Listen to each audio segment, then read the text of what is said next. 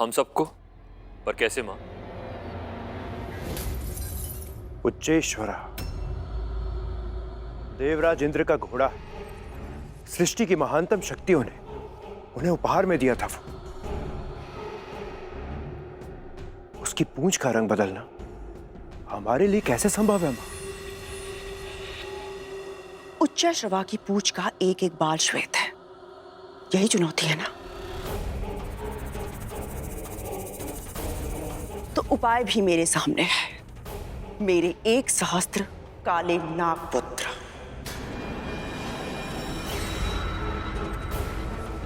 कल सुबह होने से पहले तुम सब जाकर उच्चैश्रवा की पूंछ से लिपट जाना। दूर से देखने पर किसी को भी भ्रम हो जाएगा कि उसकी पूंछ काले रंग की है।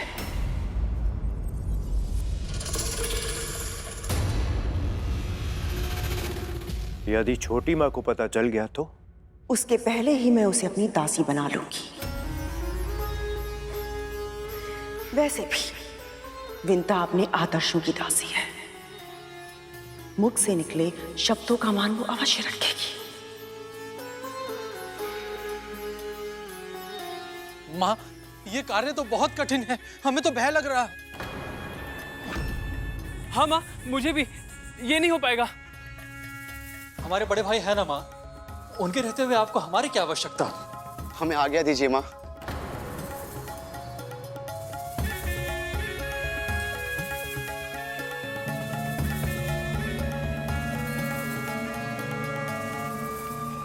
मेरे आदेश की अवहेलना करने का दुस्साहस कैसे किया तुम सबने?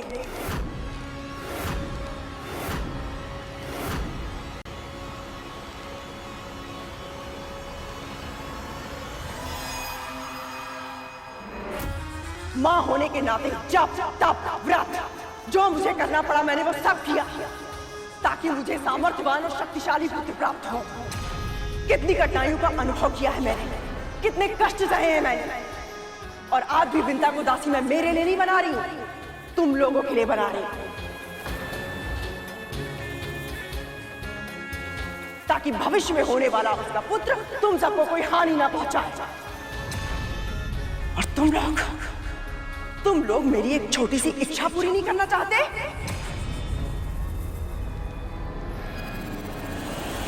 और तुम जैसे कृतज्ञ पुत्र होना अभिशाप है। तुम्हारी इस कायरता को देखकर मेरा हृदय जल रहा है, और उसी धधकती अग्नि में तुम सब जलोगे और भस्म हो जाओगे। श्राप है मेरा। उसी धधकती अग्नि में तुम सब जलोगे और भस्म हो जाओगे। श्राप है मेरा। उसी धधकती अग्नि में तुम सब जलोगे और भस्म हो जाओगे। श्राप है मेरा। उसी धधकती अग्नि में तुम सब जलोगे और भस्म हो जाओगे। श्राप है मेरा। द्वापर युग में 5 पांडवों में से एक, विश्व के सर्वश्रेष्ठ धनुर्धर अर्जुन के पौत्र महाराज परीक्षित भारतवर्ष के सिंहासन को संभालेंगे, और उनके पुत्र चक्रवर्ती महाराज जन्मेजय सर्प यज्ञ करेंगे।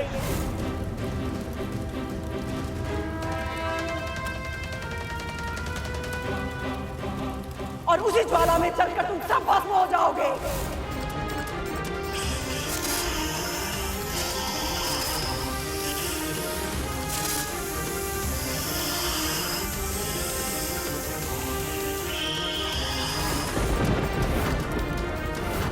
और उनके पुत्र चक्रवर्ती महाराज जन्मेजय सर्प यज्ञ करेंगे, और उसी ज्वाला में चलकर तुम सब भस्म हो जाओगे। तुम सब भस्म हो जाओगे। माँ, हम आपकी अवज्ञा करना नहीं चाहते हैं। हाँ माँ, हमसे बहुत बड़ी भूल हो गई माँ। हमें क्षमा कर दीजिए माँ।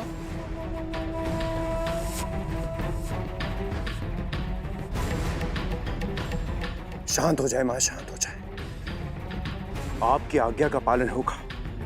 हम सब वही करेंगे जो आप चाहेंगे।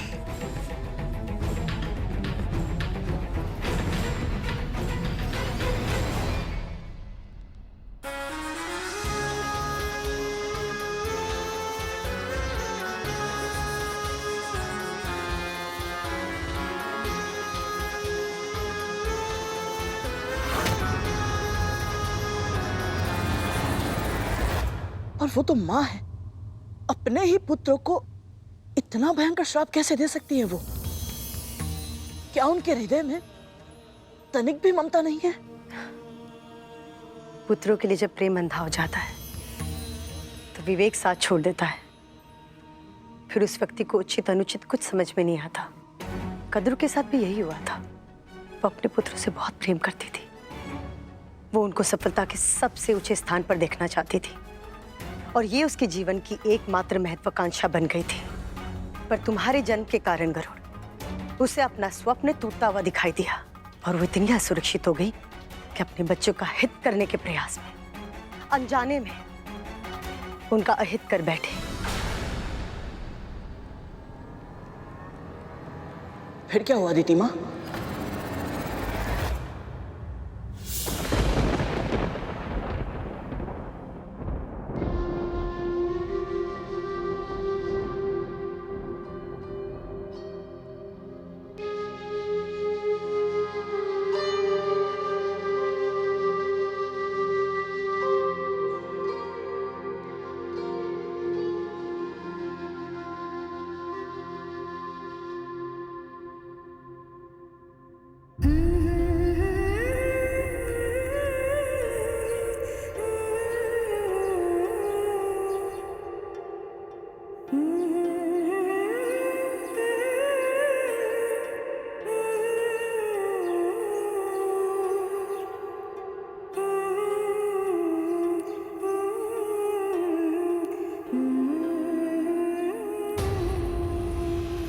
यहाँ क्या कर रही हो तुम?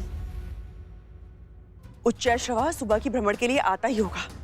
चलो देखते हैं शर्त कौन हारता है, तुम या मैं।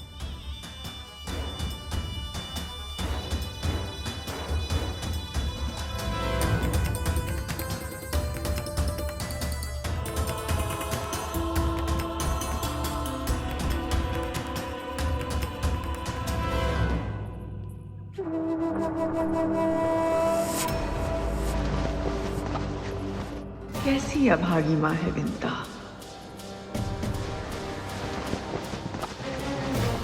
स्वयं ही रेखा मिटा दी।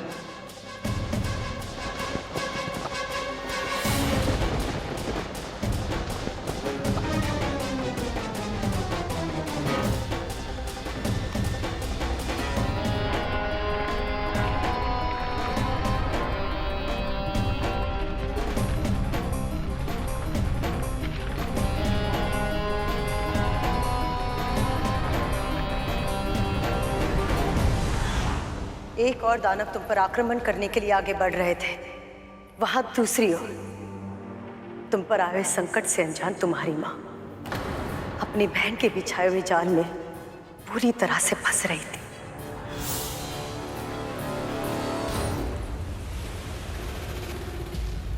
विंता, शर्त का स्मरण तो है ना? ये भी कोई पूछने वाली बात है दीदी? जो हारेगा उसे दूसरे की कोई एक बात माननी पड़ेगी। हारने के बाद कहीं दंड स्वीकार करने से मना तो नहीं कर दोगी? आप तो ऐसे कह रही हैं जैसे आप अपनी बहन को जानती नहीं।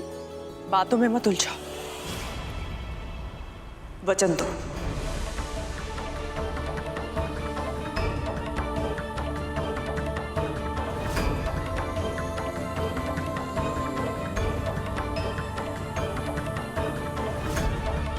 वचन देती हूँ मैं आपको, यदि मैं शर्त हारी तो आप जो कहेंगी स्वीकार होगा मुझे।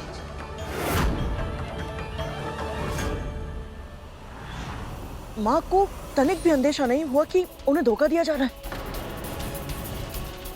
बोलिए माँ, क्या हुआ था, मुझे बताइए।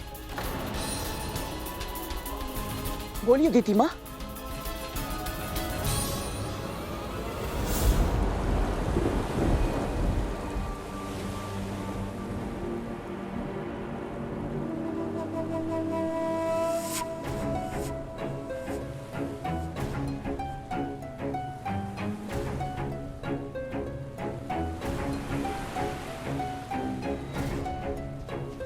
दीदी, न जाने क्यों मुझे अपने डिम की चिंता हो रही है। मैं उसे एक बार देख कर आती हूँ। विंता, कुछ ही पलों की बात है, उच्चैश्रवा आता ही होगा, फिर हम दोनों चलेंगे ना उसे देखने। और वैसे भी चिंता का कारण क्या है? तुम्हारी इच्छा के बिना डिम को छूना तो दूर, सुरक्षा घेरे के भीतर भी कोई नहीं जा सकता है ना?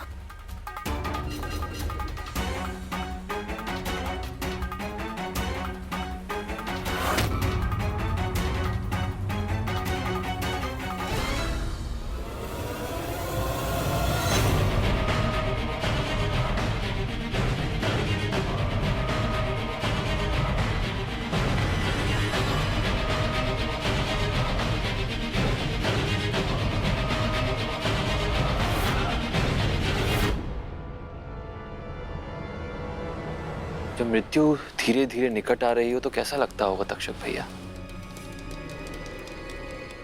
यदि ये जीवित रहता तो अवश्य पूछते करेगा। पर दुख की बात तो यह है कि उधर हमारी माँ इसकी माँ से शर्त जीत कर उनका जीवन अपनी मुट्ठी में कर लेंगे, और यहां ये जन्म लेने से पहले ही मृत्यु को प्राप्त हो जाएगा।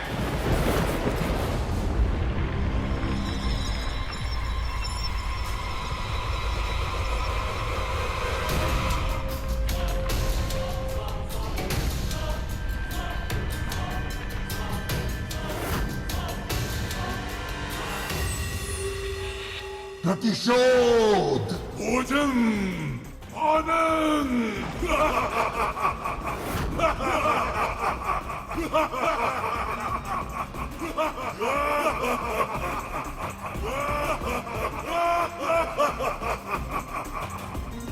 बस कुछ ही क्षण और खेल समाप्त।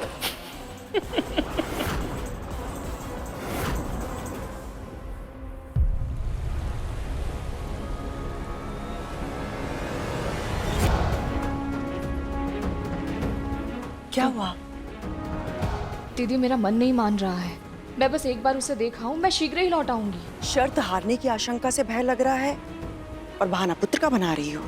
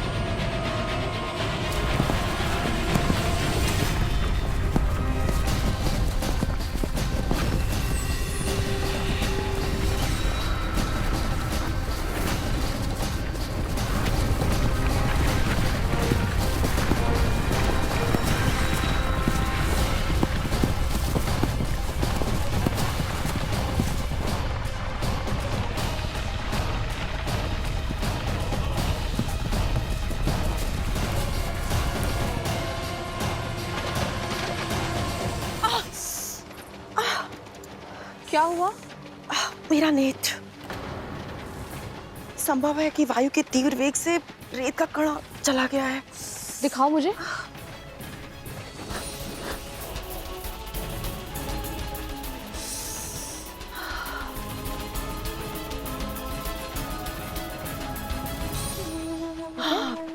अब ठीक लग रहा है। देखो कहीं घोड़ा चला ना जाए।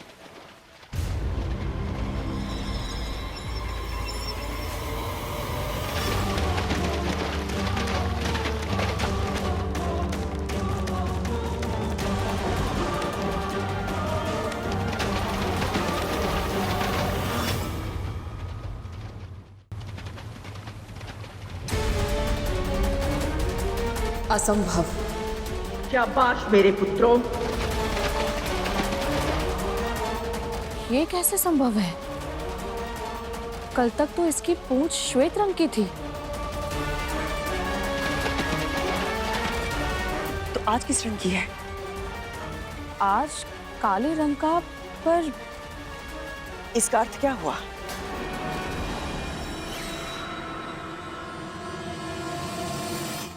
आप जीत गई, मैं हार गई।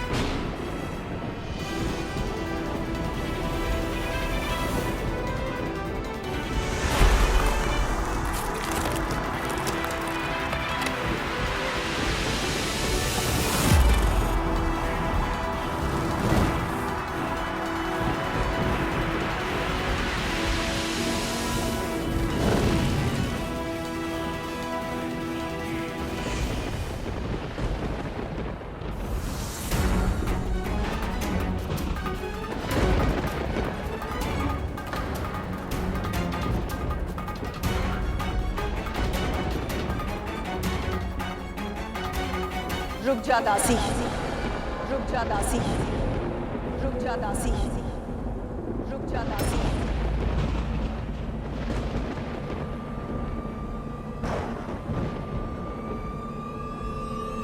क्या पुकारा आपने? वही जो अब तू है।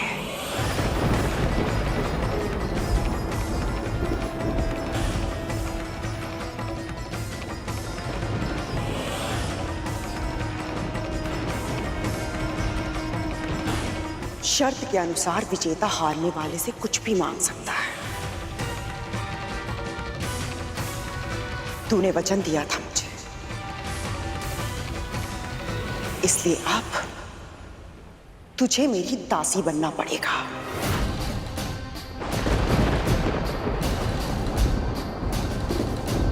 जीवन भर के लिए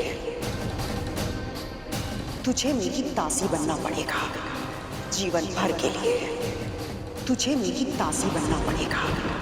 जीवन भर के लिए तुझे मेरी दासी बनना पड़ेगा। जीवन भर के लिए तुझे मेरी दासी बनना पड़ेगा। जीवन भर के लिए।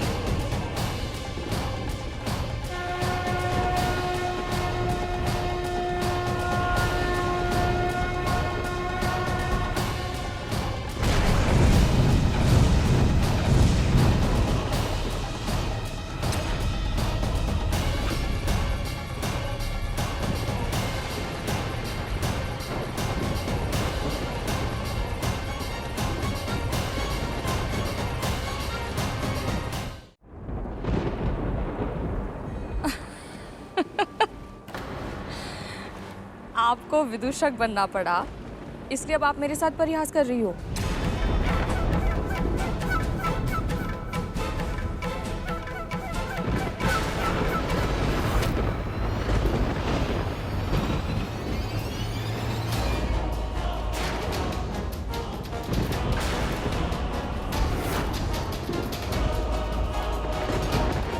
दीदी, ये सब क्या है? परिहास नहीं है, तेरी सच्चाई है।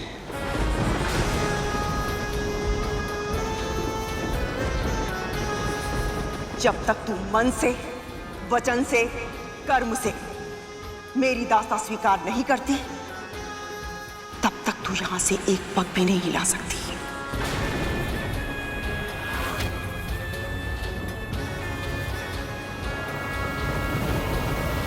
पर बहनों में शर्त केवल परिहास के लिए परिहास तेरे लिए होता होगा, मेरे लिए कभी ना समाप्त होने वाली पीड़ा का आभास था। बार बार अपमान का विष पीने की पीड़ा, बार बार स्वयं से अधिक चतुर, अधिक आदर्शवादी बहन से कम रह जाने की पीड़ा। ऋषि मुनि, देवता, यहां तक कि हमारे स्वामी भी तुझे सम्मान देते थे। मुझे क्या मिला? उपेक्षा, तिरस्कार, द्वितीय श्रेणी का व्यवहार।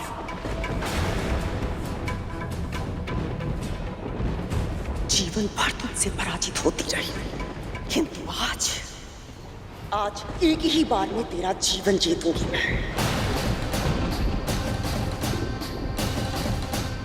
यदि मुझे पता होता मेरी जीत से आपको इतना कष्ट होगा, तो वो सारी शर्तें मैं जानबूझकर हार जाती। आदर्श बहन होने का ढोंग मत कर मेरे सामने। घुटनों के बल बैठ और मेरी दास्तां स्वीकार कर। मेरी दास्तां स्वीकार कर। मेरी दास्तां स्वीकार कर। मेरी दास्तां स्वीकार कर।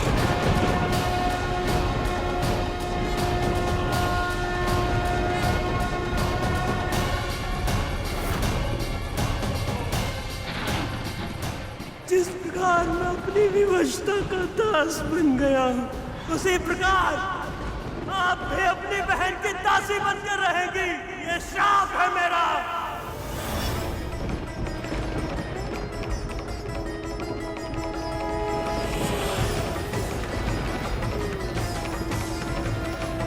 अनजाने में या जानबूझकर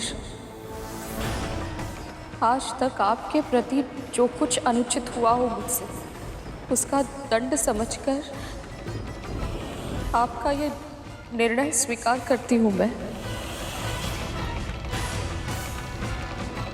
शब्द जाल में फंसाना चाहती है मुझे। अपने मुख से स्पष्ट रूप से घोषणा कर विंता।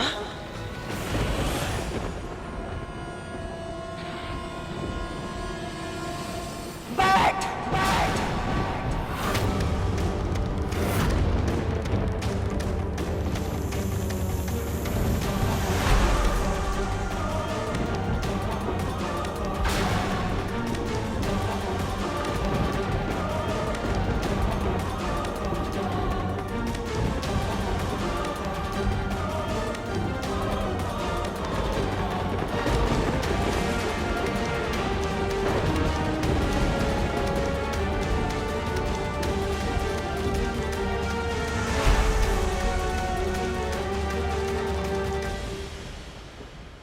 मैं महर्षि कश्यप की पत्नी विंता अपने धर्म को साक्षी मानकर मन से, वचन से और कर्म से जीवन भर के लिए अपनी बहन कद्रू की दास्तां स्वीकार करती हूँ।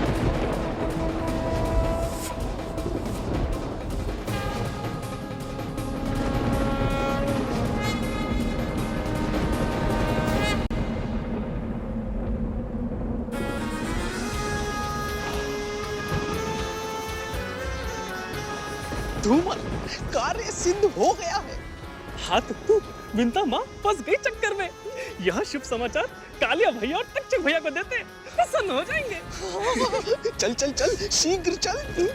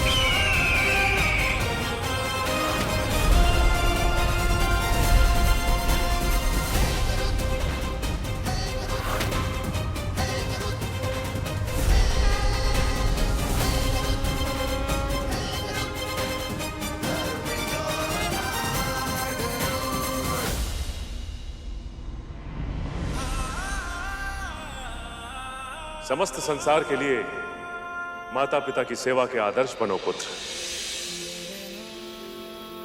सदैव वंदनीय बनो।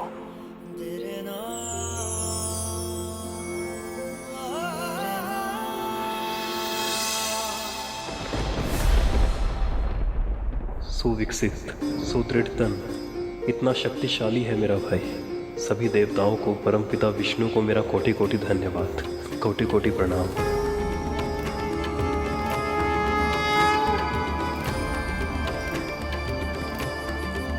तुम्हारा कल्याण हो पुत्र।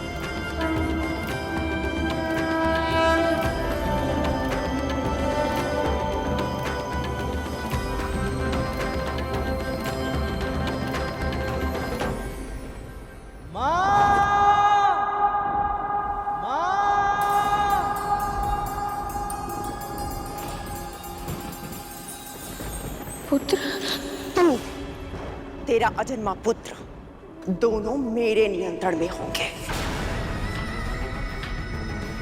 प्रतिपल तुम दोनों की श्वास पर अब मेरा अधिकार होगा।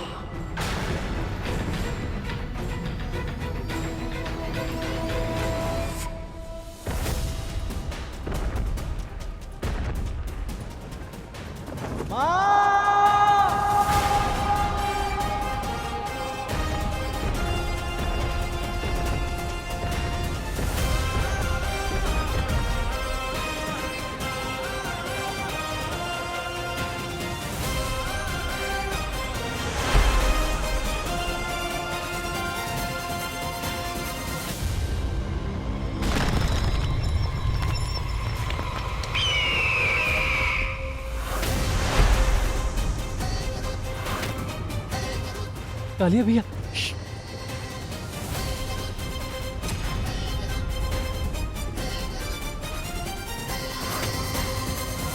आप तो मुझे अपने प्राणों से भी अधिक स्नेह करती थी, तो मेरे लिए आपके मन में विष कब भर गया दीदी? अभी तक तो मेरे पुत्र ने जन्म भी नहीं लिया और अभी से आपने उस निर्दोष बालक के श्वासों को भी अपने अधिकार में ले लिया। पिछले 1 सहस्त्र वर्षों से मैं अपने पुत्र के जन्म की प्रतीक्षा कर रही हूँ। उसके जन्म के बाद मुझे प्रसन्नता मिलती, उससे पहले ही आपने मुझे दासी बनाकर हम दोनों को जीवन भर के लिए दुख दे दिया। क्यों दीदी, क्यों? मैं जानती हूँ, तू, समस्त संसार, ऋषि मुनि देवता सब मुझे ही दोषी मानेंगे। मुझे इतिहास में क्रूर बहन के रूप में पहचाना जाएगा, किंतु मेरा कारण जानने का कोई भी प्रयास नहीं करेगा और मुझे कोई परवाह नहीं है। मेरे पुत्रों के हित के लिए मुझे जो भी करना पड़े मैं वो सब करूंगी, और उसके लिए मुझे चाहे कोई भी मूल्य क्यों ना चुकाना पड़े।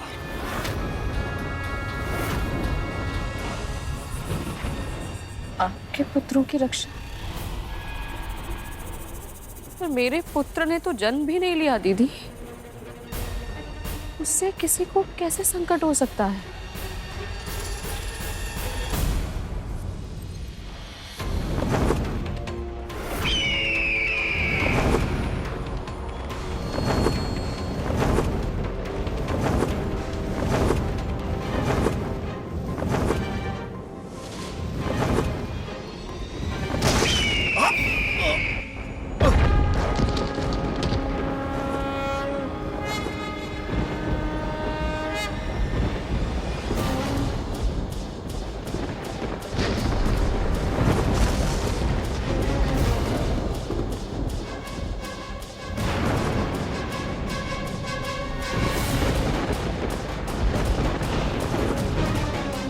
मेरा विश्वास कीजिए दीदी, मेरा होने वाला पुत्र आपके पुत्रों का भाई होगा, वो उन्हें कभी हानि नहीं पहुंचाएगा। भविष्य वर्तमान के गर्भ से जन्म अवश्य लेता है विंता, किंतु उसके अधीन नहीं होता है। मैंने 1 सहस्त्र महाशक्तिशाली पुत्रों को पाला है, उन्हें अनुशासन में रखना कितना कठिन है ये मैं अच्छे से जानती हूँ। अभी तेरा पुत्र तेरी बात मान जाएगा, किंतु भविष्य में जब वो बड़ा हो जाएगा, जब उसे अपनी अंतहीन शक्तियों के बारे में पता चलेगा, यदि तब उसने मेरे पुत्रों को प्रताड़ित किया तब क्या करूंगी मैं? इससे पहले कि तेरा पुत्र मेरे पुत्रों के लिए संकट बन जाए, तुझे मेरी दासी मरना पड़ेगा, तुझे मेरी दासी मरना पड़ेगा, तुझे मेरी दासी मरना पड़ेगा।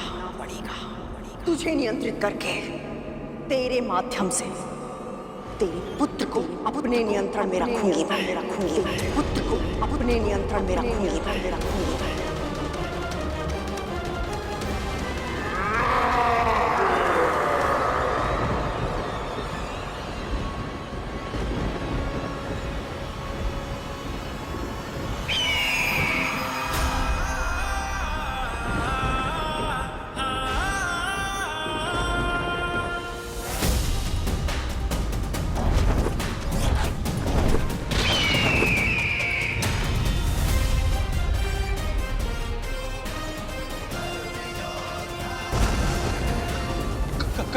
कालिया भैया, ये छोटी माँ का पुत्र है, अभी टीम से निकला है।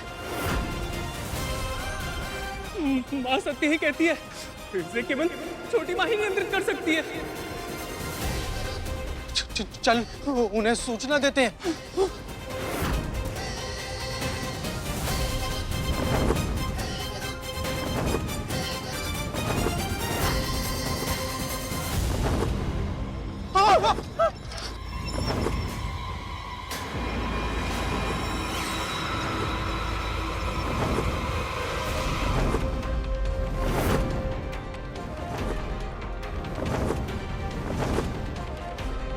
तक्षक भैया, तक तो धूमल के प्राण संकट में है कालिया।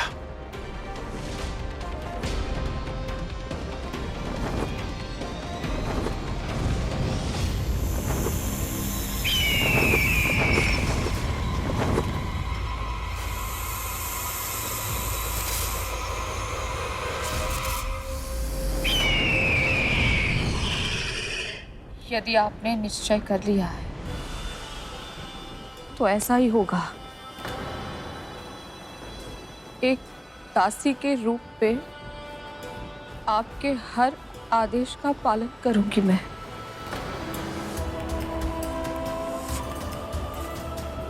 तुझसे यही अपेक्षा थी मुझे,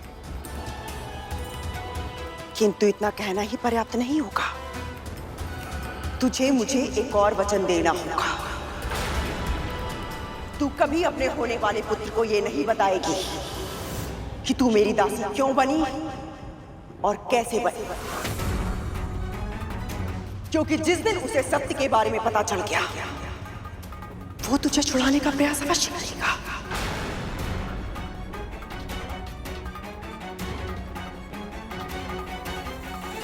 वचन दो विंता।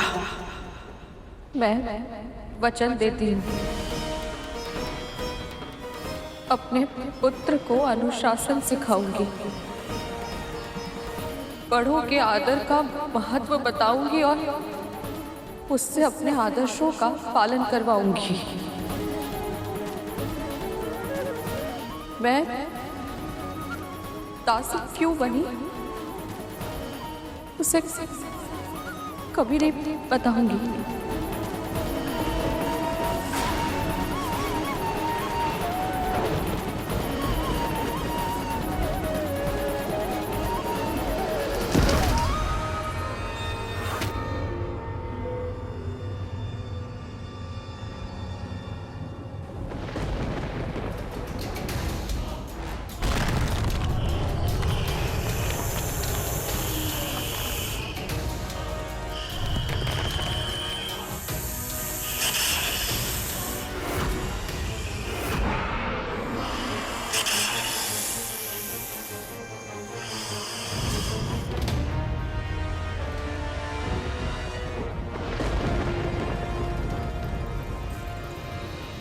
ये तो वही दानव है जो मेरे टिम पर आक्रमण करने आया था।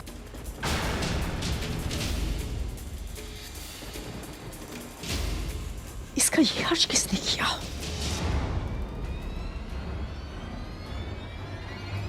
शारीरिक और मानसिक क्षमता में अद्वितीय एवं ऐसा आदर्श होगा पूरे संसार को गर्व होगा। माँ, हो गया। क्या हो गया? वो हो गया। तुम लोग इतने भयभीत क्यों? क्या हो गया है? जन्म, इनके पुत्र का जन्म हो गया माँ, उसी ने हमारी हालत करी है।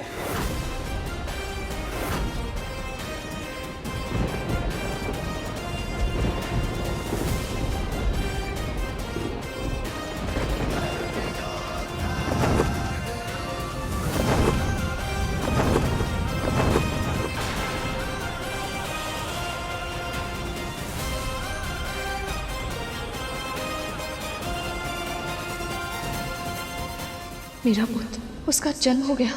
कैसा होगा वो? स्वस्थ सुविकसित तो होगा ना? उसके सब अंग प्रत्यंग ठीक तो होंगे?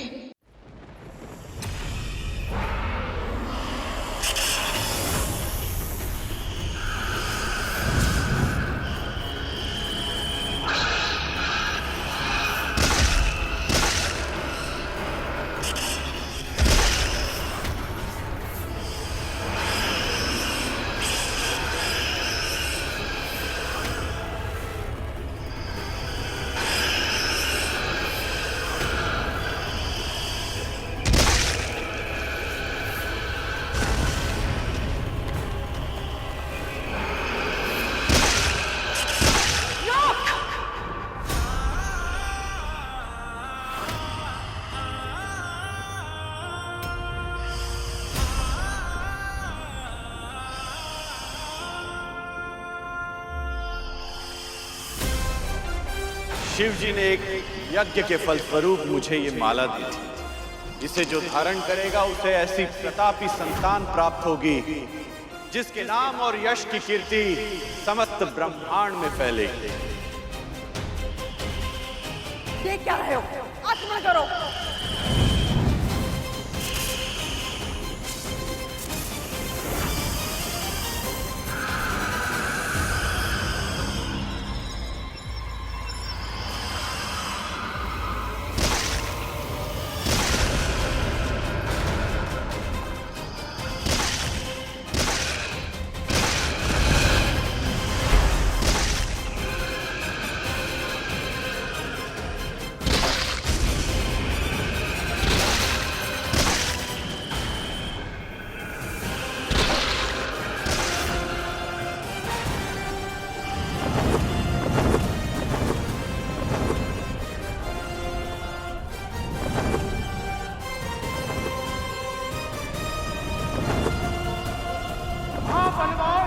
आकाश का इंद्र कहलाएगा वो। हाँ बलवान, आकाश का इंद्र कहलाएगा वो। हाँ बलवान, आकाश का इंद्र कहलाएगा वो।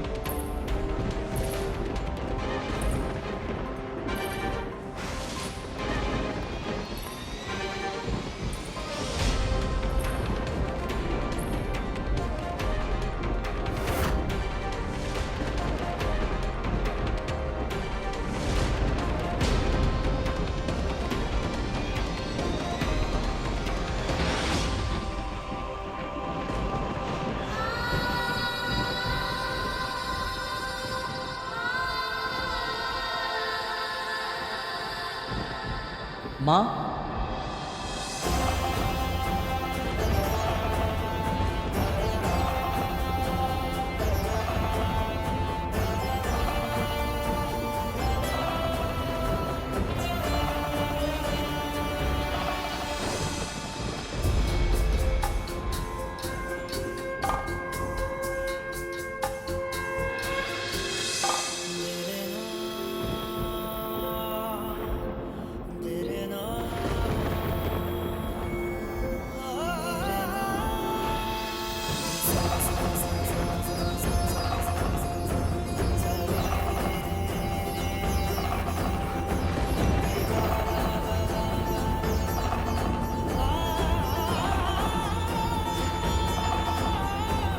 तो स्वस्थ है, पूर्ण विकसित है।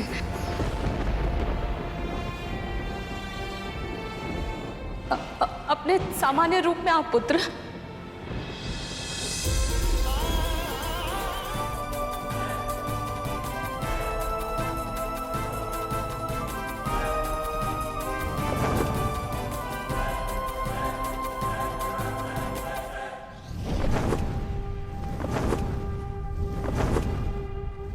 आकाश का इंद्र कहलाएगा वो। आकाश का इंद्र कहलाएगा वो।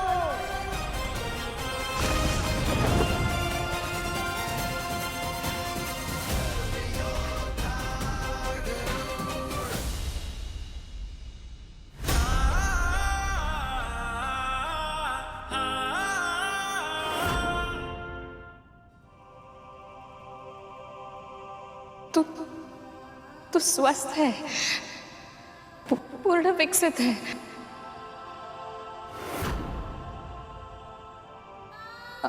अपने सामान्य रूप में आप पुत्र।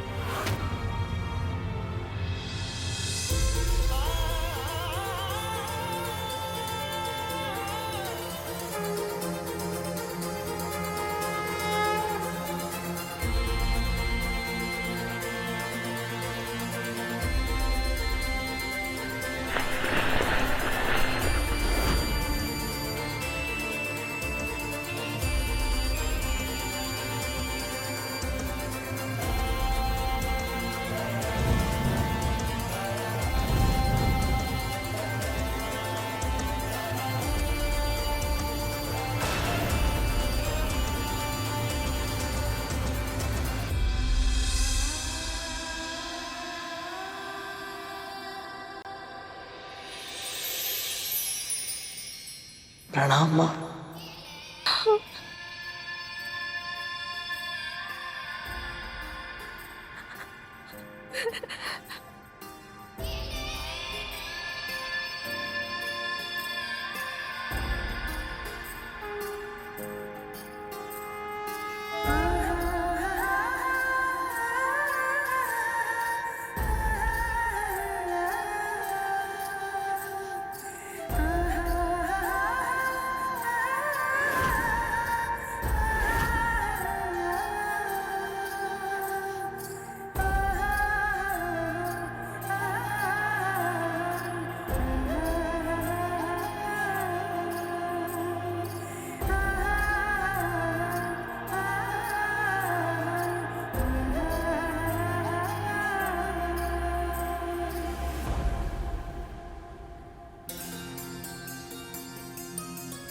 तेरा स्थान मेरे चरणों में नहीं, मेरे हृदय में है पुत्र।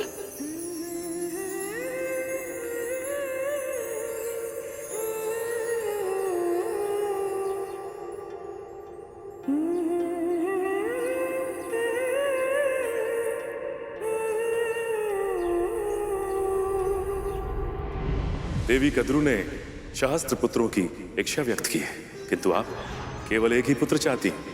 मेरे पुत्र को एक और साथी दे दीजिए स्वामी। तथास्तु। स्वयं नीलकंठ भगवान शिव जी ने एक यज्ञ के फल स्वरूप मुझे ये माला दी थी।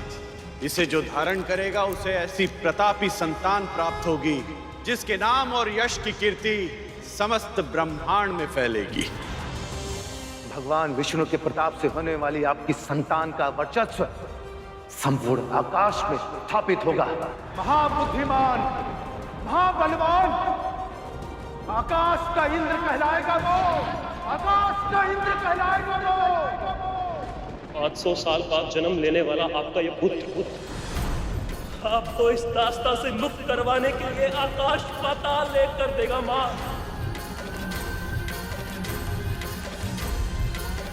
अपनी माँ के धैर्य की और कितनी परीक्षा लोगे तुम? क्या मेरी ममता तुम तक पहुंच नहीं रही? क्यों मेरी पुकार को अनसुना कर रहे हो? ऐसी कौन सी समाधि में लुप्त है प्रभु जो अपनी भक्त की पुकार आप तक पहुंच ही नहीं पा रही है? ना आपको इस माँ की पीड़ा दिखाई दे रही है, ना ही मेरी इन संतानों को।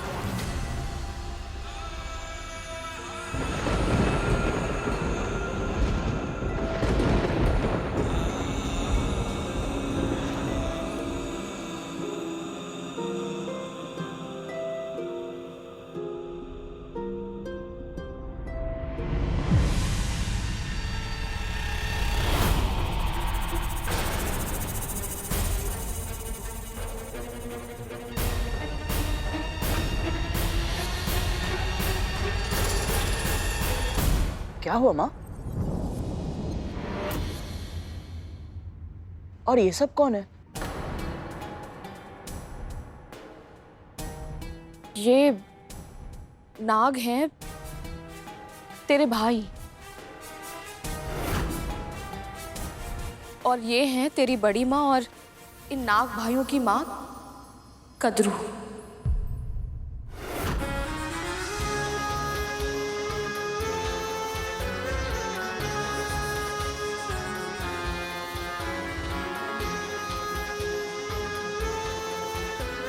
प्रणाम बड़ी माँ। मेरी भूल के लिए मुझे क्षमा कर दीजिए। वो मैं आपको और अपने भाइयों को पहचान नहीं पाया।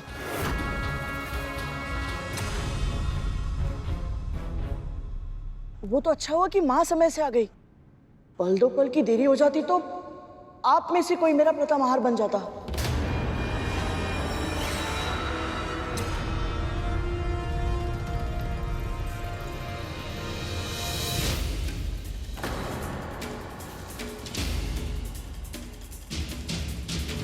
मुझे पूरा विश्वास है कि तुम्हारी माँ ऐसी भूल फिर कभी नहीं होने देगी, है ना विंता?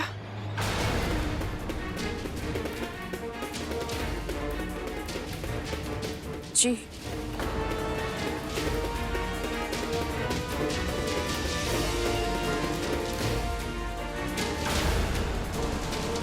माँ आपको चिंतित लग रही है, क्या कारण है? तू कभी अपने होने वाले पुत्र को ये नहीं बताएगी कि तू मेरी दासी क्यों बनी और कैसे बनी।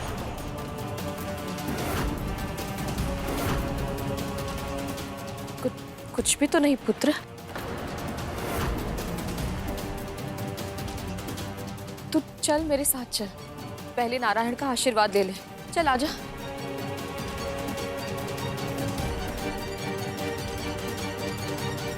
आपकी दूरदृष्टि की जितनी प्रशंसा की जाए उतनी कम है मां।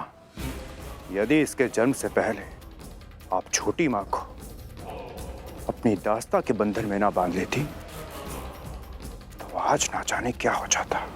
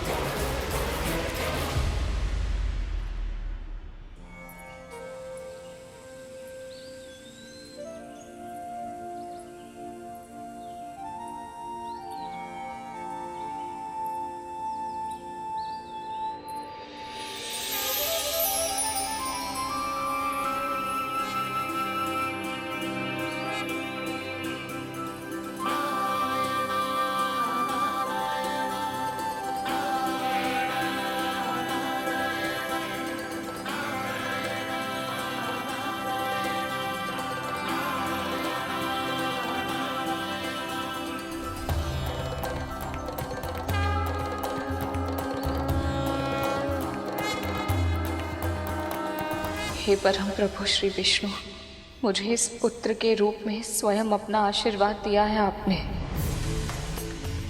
हर माँ की तरह मैंने भी अपने पुत्रों के लिए स्वप्न देखे थे, आशाएं संजोई थी, पर पहले पुत्र के जन्म लेते ही मुझसे दूर हो जाने के कारण मेरी आशाएं बिखर गई थी।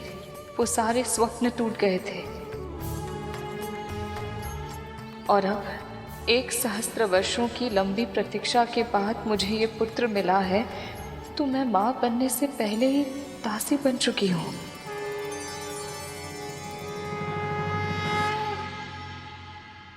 मुझे पता था प्रभु, जो मेरे भाग्य में है एक ना एक दिन मुझे भोगना ही होगा। बस ये नहीं पता था कि ऐसे इतना बड़ा आघात अपनी ही बहन के हाथों सहना पड़ेगा। पर अब अपने मन को शांत और मस्तिष्क को स्थिर रखने के लिए मुझे आपके मार्गदर्शन की आवश्यकता है प्रभु। मैं अपने दोषों से पहले पुत्र की रक्षा नहीं कर पाई, इसलिए अब मैं यही चाहती हूँ कि मेरे इस पुत्र पर मेरी तो क्या, संसार की किसी भी दोष की छाया न पड़े।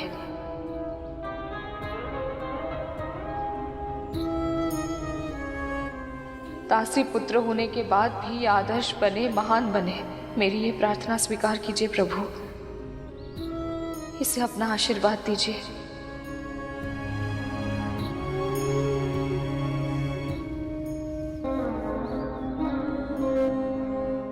मैं नहीं जानता, पर अनुभव कर सकता हूं कि मां को मेरे जन्म लेने की प्रसन्नता तो अवश्य है,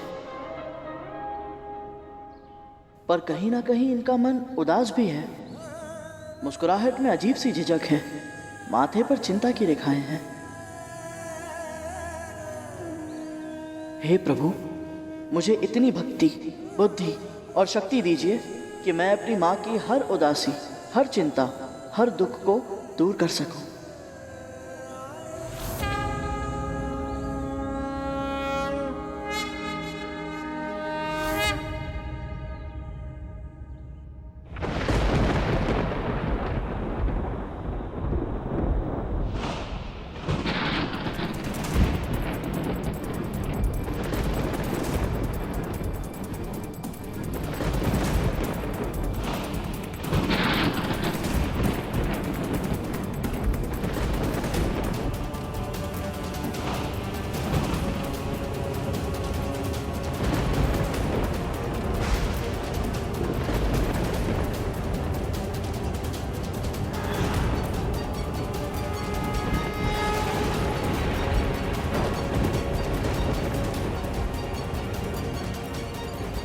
पुत्री विंता, शिव शंकर की पारिजात माला और महाविष्णु के परम भक्त बालखिल ऋषियों से आशीर्वाद प्राप्त करने वाला तेरा ये पुत्र पराक्रमी भी होगा और परोपकारी भी। ना तो ये किसी के साथ दुष्ट व्यवहार करेगा और ना ही किसी के साथ दुष्टता होने देगा। ऐसे अनेक असाधारण कार्य करेगा ये, जिनके कारण आने वाले युगों में समस्त संसार इसे धर्म योद्धा गरुड़ के नाम से जानेगा।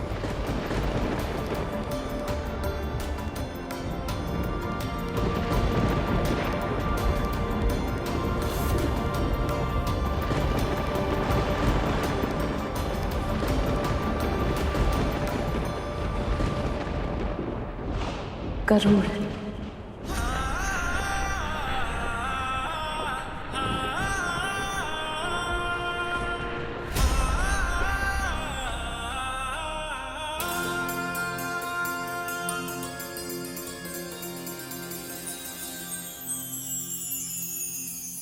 मेरा पुत्र गरुड़।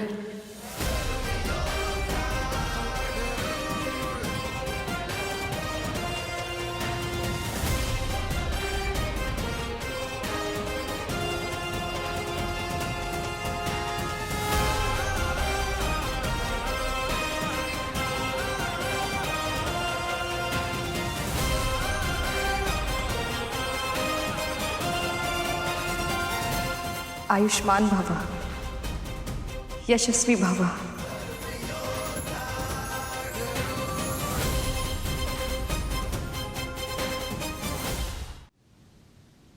जो संसार में सबसे अधिक स्नेह विंता से करती थी, उसी बड़ी बहन के द्वारा छल से दासी बनाए जाने के दुख से विंता हमेशा के लिए टूट चुकी थी।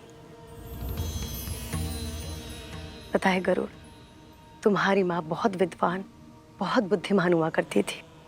कोई कल्पना भी नहीं कर सकता था कि जिसके चेहरे पर आत्मविश्वास का ऐसा तेज दमकता हो, वही विंता भय की छाया में सदा सदा के लिए दासी बनकर रह जाएगी।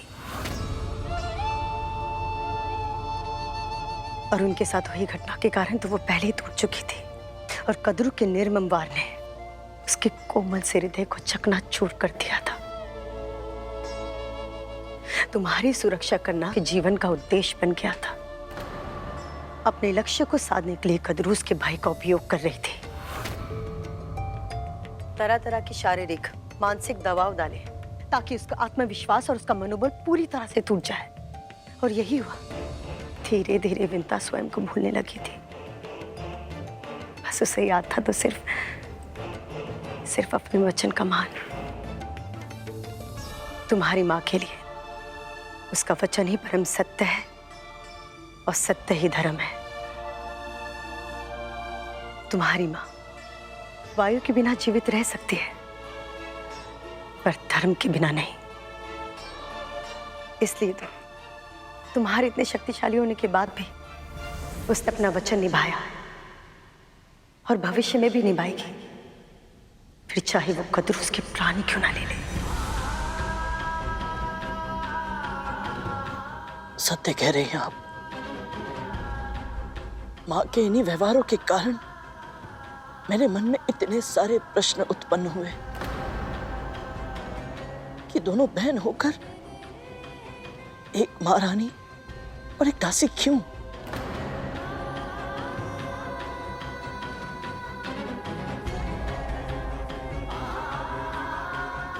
मेरे प्रश्नों के उत्तर देने के लिए आपका बहुत बहुत धन्यवाद दीदी माँ। पर अब भी एक महत्वपूर्ण प्रश्न मेरे हृदय में सुलग रहा है कि मैं अपनी माँ के कष्ट मिटाने के लिए क्या करूं? कैसे दिलाऊं उन्हें इस दास्ता से मुक्ति? गरुड़, कुछ प्रश्नों के उत्तर हमें स्वयं ही ढूंढने पड़ते हैं। मुझे जो कुछ पता था मैंने तुम्हें सब बता दिया। अब मुझे अपने पुत्रों के पास जाना होगा। वो घायल है, उन्हें मेरी आवश्यकता है। मुझे जाने दो। अवश्य जाने दूंगा दीदी माँ, परंतु एक वचन लेने के बाद।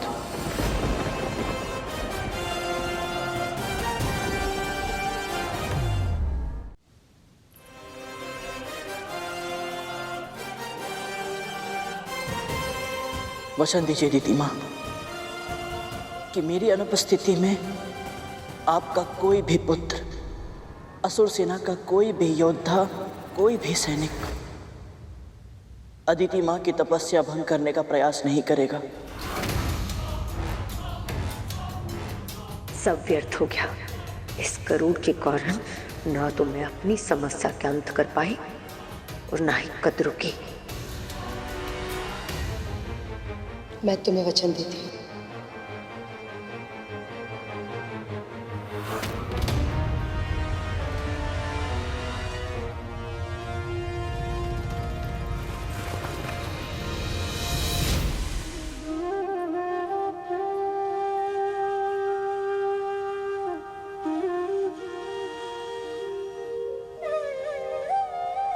माँ सही कहती है, परम पिता श्री विष्णु रहस्यमय है और कृपा अवश्य करते हैं।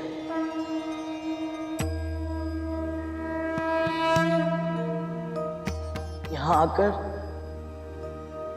ना केवल मुझे आपके दर्शन हुए अदिति माँ, और अपने दानव भाइयों और अदिति माँ से भी भेंट हो गई।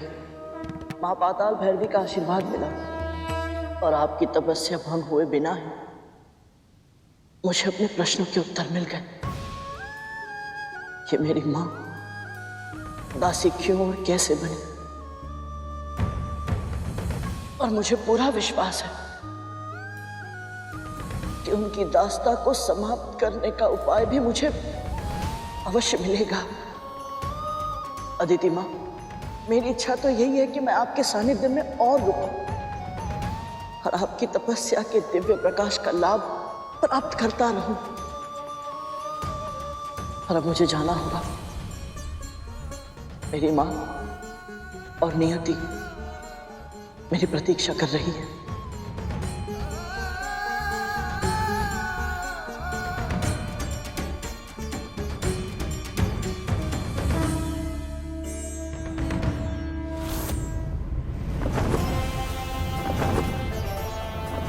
माँ को बिना बताए चला आया था। मेरी चिंता में कितनी व्याकुल होंगी वो, और कितनी क्रोधित भी होंगी मुझसे। कैसे करूंगा उनका सामना।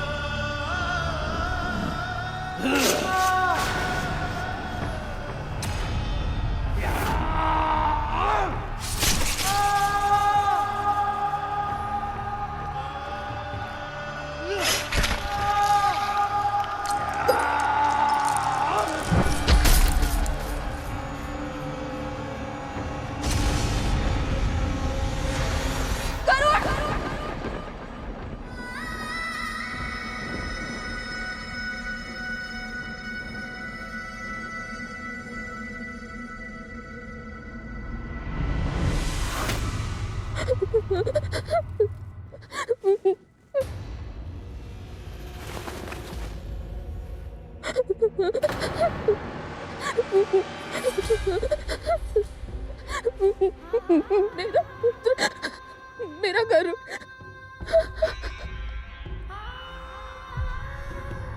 ये तो ऐसे विलाप कर रही है जैसे गरुड़ के प्राण ही चले गए हो। वाह, ये सोच कर ही कितना अच्छा लग रहा है। सच में यदि ऐसा हो जाए तो आनंद आ जाएगा। विंदा, दीदी मैं जानती हूँ, पहले भी अनेक बार मैंने आपसे कहा कि मुझे उसकी चिंता हो रही है, पर आज मेरे गरुड़ को। उठो, गहरी सांस लो, आराम से। अब बताओ क्या हुआ है? गहरी सांस लो, अच्छे से।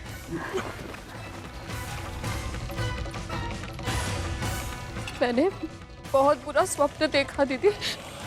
गरुड़ जब मेरे पास वापस लौट रहा था तो अचानक बहुत सारे असुरों ने उसे घेर लिया। क्या?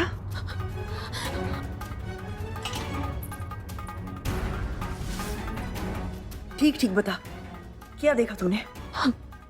गरुड़ ऊंचे आकाश में उड़ रहा था, तभी एक तीर उसके पंख में धंस गया।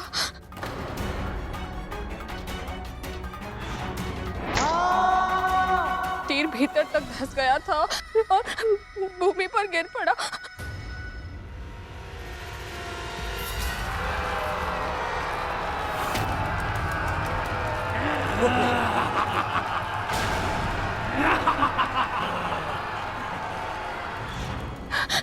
उसने असुरों का सामना करने की चेष्टा की, पर वो अकेला था।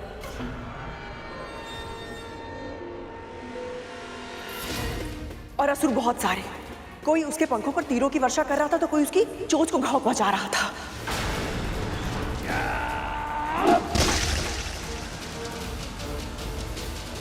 कोई उसके शक्तिशाली पंजों को तलवार से काट रहा था तो कोई उसकी आंखों को फोड़ रहा था।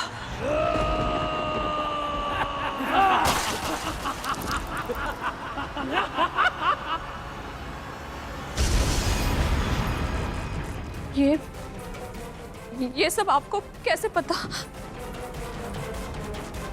क्योंकि मैंने भी अभी भी यही स्वप्न देखा है विंता।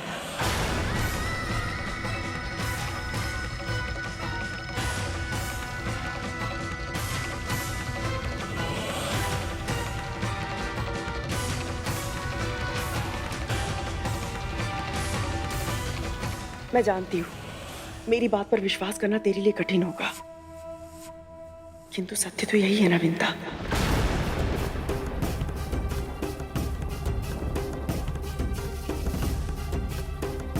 जन्म से पहले उस बालक ने मेरे मन मस्तिष्क पे एक अमिट छाप छोड़ दी थी, इसलिए एक अजीब सा जुड़ाव अनुभव करती हूँ मैं उसके साथ। अब तक मैं ही तुझसे कहती रही कि तू चिंता मत कर, कुछ नहीं होगा उसे, किंतु अब इस स्वप्न के बाद ये आश्वासन भी नहीं दे सकती तुझे मैं।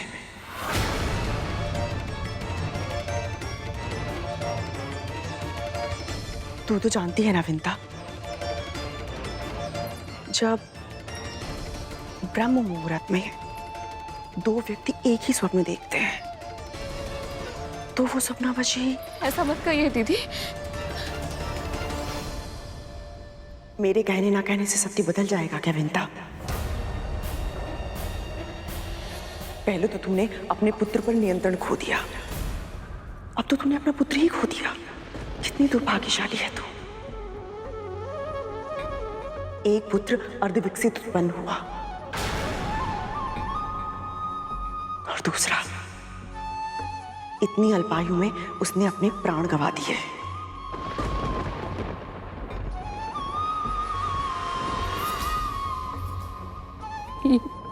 यह संभव है? ऐसा नहीं हो सकता। मेरा पुत्र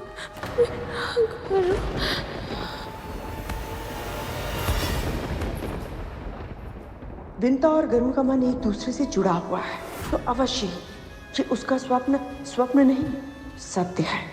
और निश्चित ही गरुड़ पर आक्रमण दीति ने करवाया होगा।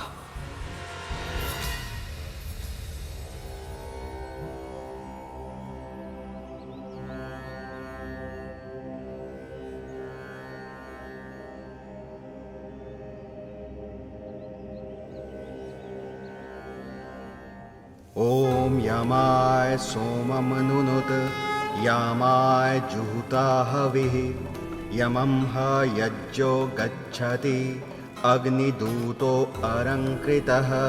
ओम यमाय सोममनुनुत यामाय जुहुताहविः यमं यज्ञो गच्छति अग्निदूतो अरङ्कृतः ॐ यमाय सोममनुनुत यामाय जुहुताहविः यमं यज्ञो गच्छति अग्निदूतो अरङ्कृतः ॐ यमाय सोममनुनुत यामाय जुहुताहविः यमं गरुड़ के तन का आकार देखा है?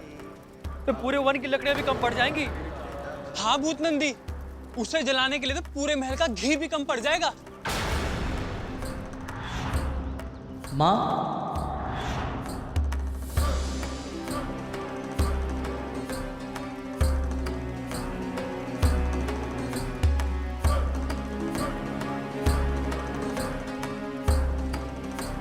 चलिए छोटी माँ। हाँ चलिए ना छोटी माँ, अब परंपरा के अनुसार ये कार्य तो अब आप ही को ही करना पड़ेगा ना। चलिए चलिए माँ।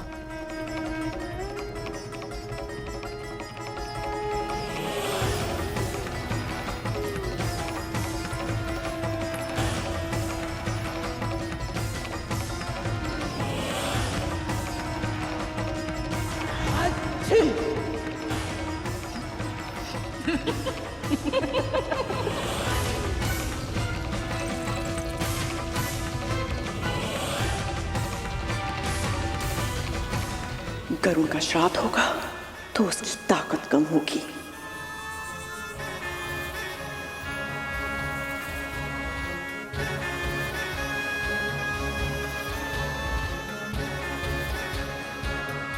ये ले, डाल।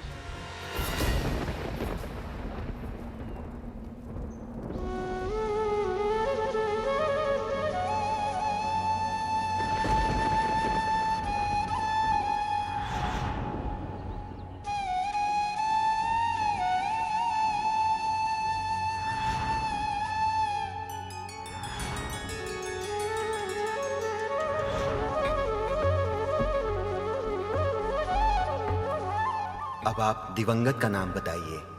जिनकी मृत्यु हुई है उनका कुल और नाम बताइए।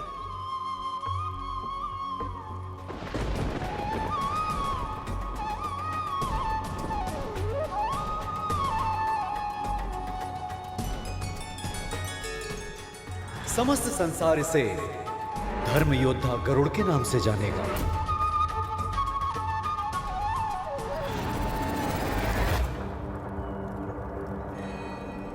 कश्यप पुत्र गरुड़,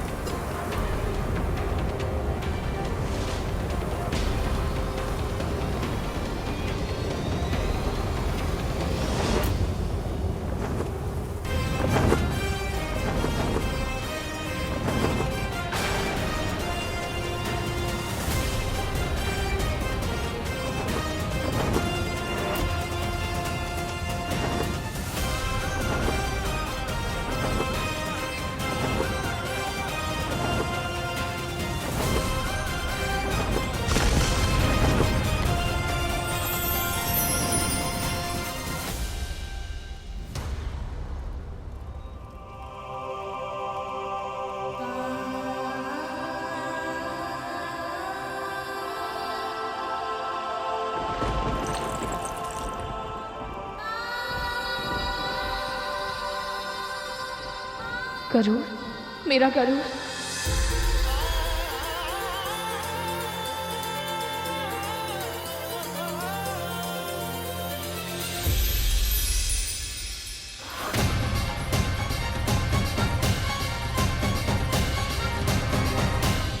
माँ,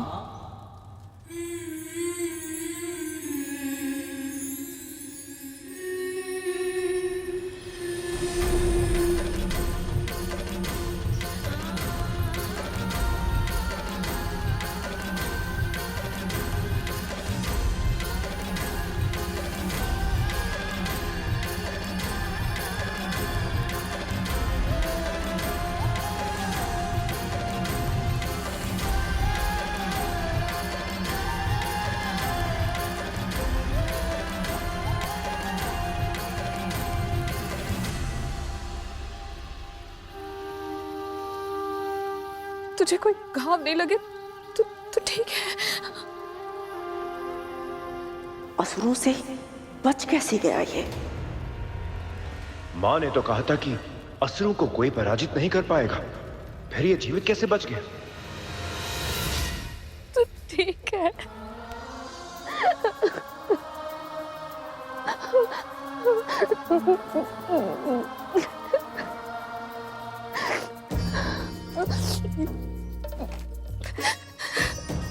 माँ, मुझे क्षमा कर दीजिए, मैं आपको बिना बताए यहाँ से चला गया था।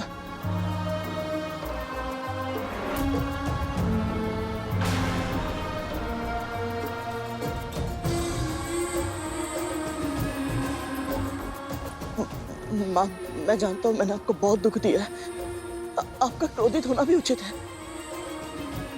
माँ, मेरी बात तो सुनिए। माँ, मैं विवश था।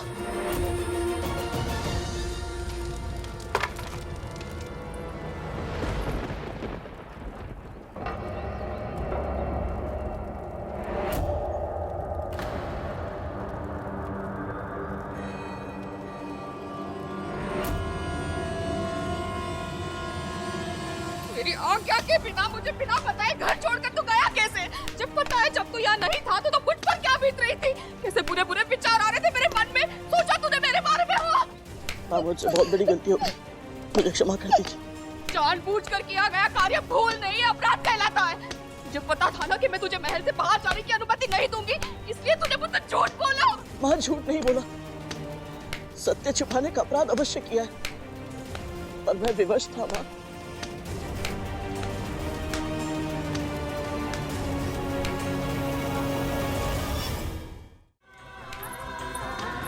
ऐसी क्या विवशता थी? पूछ इससे, कहाँ गया था? कदरू ने विंता को छल से दासी बनाया था।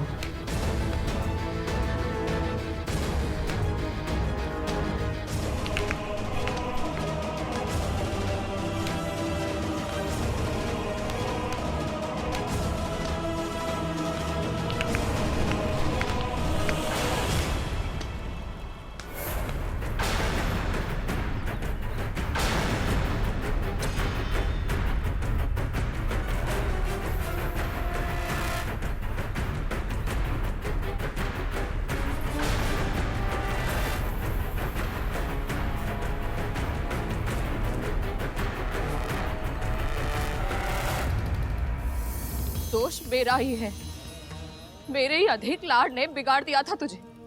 मुझे लगा था तू मेरे प्रेम से बंधा है, मुझसे दूर नहीं जाएगा। विश्वास था मुझे तू कहीं भी क्यों ना हो मेरी एक पुकार पर वापस लौट आएगा, पर वो भ्रम था मेरा।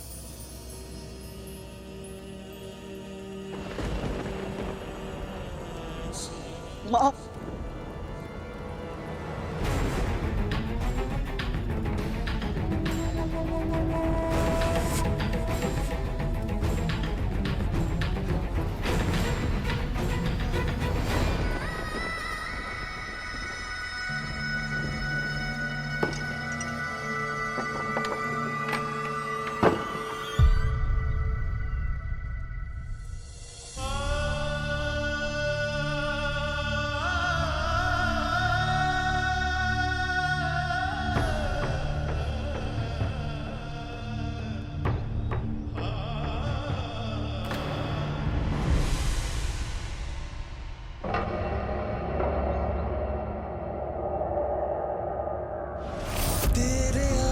आंचल के कोने में मेरा संसार है माँ।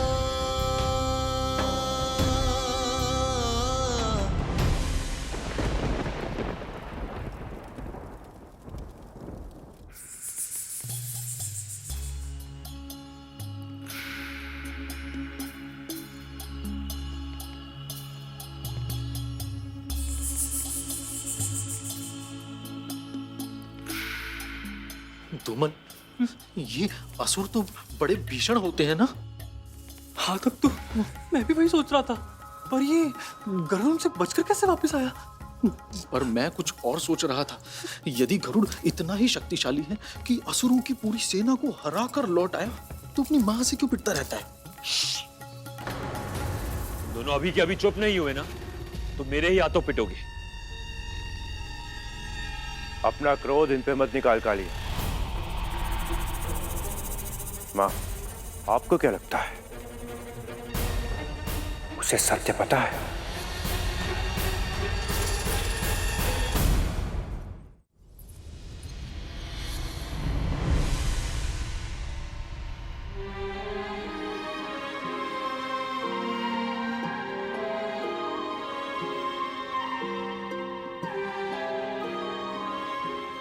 मैं जानता हूं आप मेरे लिए इतनी चिंतित क्यों होती हैं। पहला पुत्र अर्धविकसित उत्पन्न हुआ और सदैव के लिए आपसे दूर चला गया। कहीं दूसरे पुत्र को भी कुछ ना हो जाए, इस कल्पना से ही घबरा जाती हैं आप। पर अब आपको ऐसे भयभीत रहने की आवश्यकता नहीं है।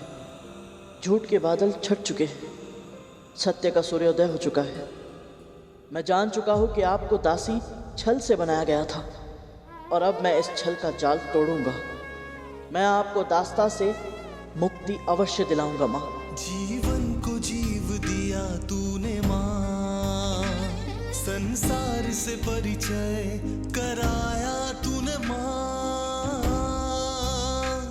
उन ईश्वर से भी लड़ जाऊंगा जो तू मुझसे। मुझे पता है गरुड़, तू अपने प्रश्नों के उत्तर खोजने गया था। मैं ये तो नहीं जानती कि तुझे तेरे उत्तर मिले या नहीं, पर ये अवश्य जानती हूँ कि कोई भी प्रश्न और कोई भी उत्तर मेरे उस वचन को नहीं तोड़ सकता जो मैंने कद्रू दीदी को दिया था। तेरे आंचल के कोने में मेरा। विंता अपने प्राण त्याग देगी, किंतु अपना वचन कभी नहीं तोड़ेगी, ये भली भांति जानती हूं मैं। और अब इस आश्वासन के सहारे मैं हाथों पर हाथ रखकर नहीं बैठ सकती। उस गरुड़ की आंखों में मैंने अपने लिए क्रोध, घृणा और तिरस्कार देखा है। उस दिन तो मैंने उसे दंड देकर चुप करवा दिया था, किंतु अब मात्र दंड से कार्य सिद्ध नहीं होगा। कोई ना कोई जानकारी उसे अवश्य है जो नहीं होनी चाहिए थी। अब अपनी अगली चाल निर्धारित करने से पहले मेरे लिए जानना आवश्यक है कि उसे क्या